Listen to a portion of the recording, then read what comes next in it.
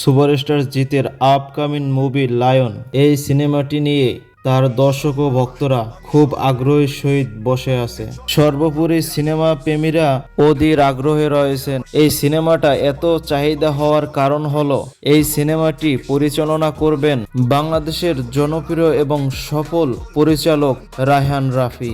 রায়হান রাফি এবং জিতের প্রথম ছবি দেখার জন্য দর্শক আগ্রহের সহিত বসে আছেন। এই ছবির এতটাই ডিমান্ড যে এই সিনেমাটা নিয়ে যে ট্রেইলার আর টিজার বের করা হয়েছে সেইগুলোর ভিউজ মিলিয়ন মিলিয়ন।